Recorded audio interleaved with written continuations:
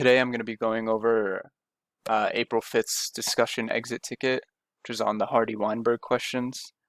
So I'll just go over the notes real quick first before we go into the questions. What's most important here is that we're going to be talking about either allele frequencies or genotype frequencies. So you need to know, you need to keep in mind which one you're talking about because the equations you use and the way you phrase your answer will vary based on that. So if we're talking about allele frequencies, P is almost always the dominant, capital A, and then Q is usually the recessive or lowercase a. And then if you just add both of their frequencies together, you should get 1. And then for genotype frequencies, the frequency of capital A refers to the homozygote dominants, and those are P squared. The same thing can be said for Q squared, except it's talking about the homozygous recessive. And then capital A, lowercase a, can be defined as 2PQ for the heterozygotes. And then all of these numbers added together, the frequencies, should equal 1 as well. So if we get started on these questions.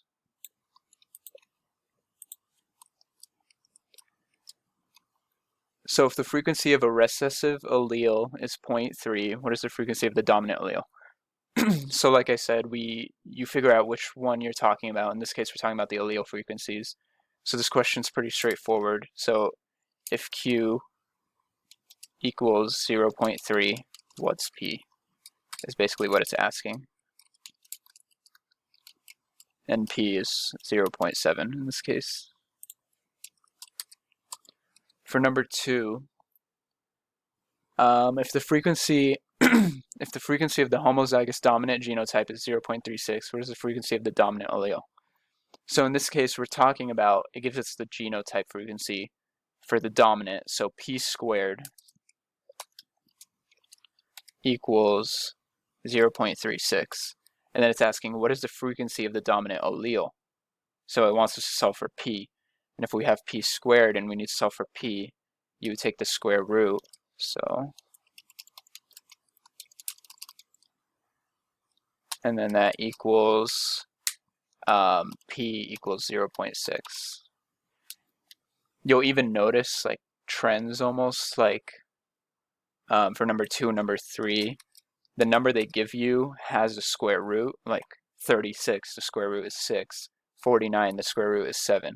So it kind of gives you a direction of like where you're going to go with the problem. Oh, I may have to find the square root here and stuff like that. So for this question, asks us the same thing, except it gives us the recessive genotype. So we know that Q squared in this case is just like P and just like Q. They're both the same except one's for dominant. So Q squared for the recessive is 0.49.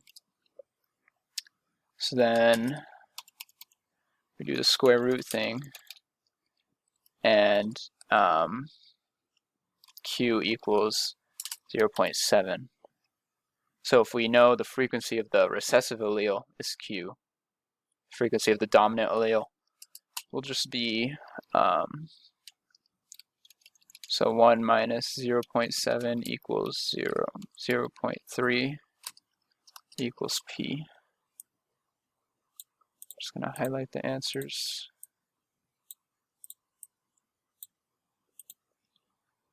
All right, so then for number 4, okay, in a certain population, the dominant phenotype of a certain trait occurs 87% of the time. What is the frequency of the dominant allele? So in this case, we're going to be using this equation.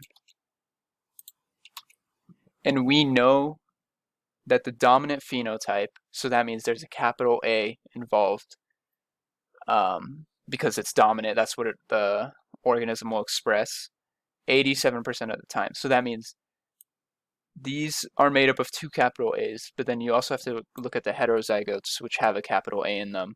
They would express the dominant phenotype. So we know that these together are 87%.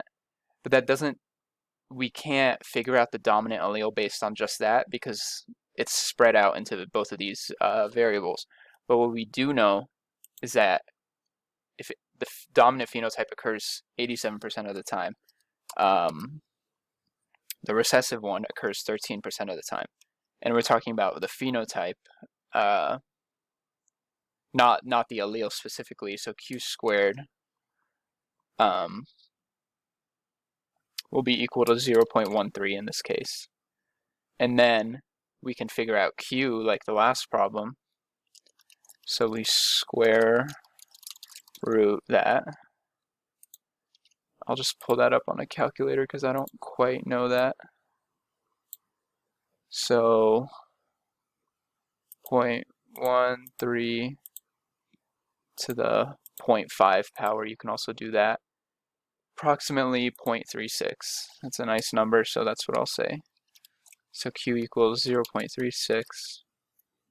And then in that case, we can just solve for P in the exact same format as the last problem. So 1 minus 0.36 equals 0.64 equals P. And that should be the frequency of the dominant allele. So we solved for the frequency of the homozygous recessive phenotype, which is 0.13, figured out the frequency of the recessive allele, 0.36, and then subtracted that from 1 to get the frequency of the dominant allele, which is 0.64. All right, and then last question. The frequency of the homozygous dominant genotype is 0.49. What is the frequency of the homozygous recessive phenotype? So there's no smooth way to go from P squared to Q squared. You kind of just have to do the separate parts because that's what it's asking. So we know that P squared equals 0.49. So P equals 0.7. In that case, Q equals 0.3. And then to figure out the homozygous recessive genotype, we take the homozygous recessive allele, which is right here, and then just square that.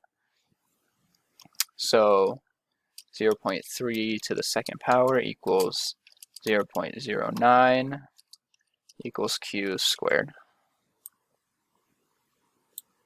And that'll be your final answer. So yeah, if you have any questions on this, feel free to reach out to me. My email is this.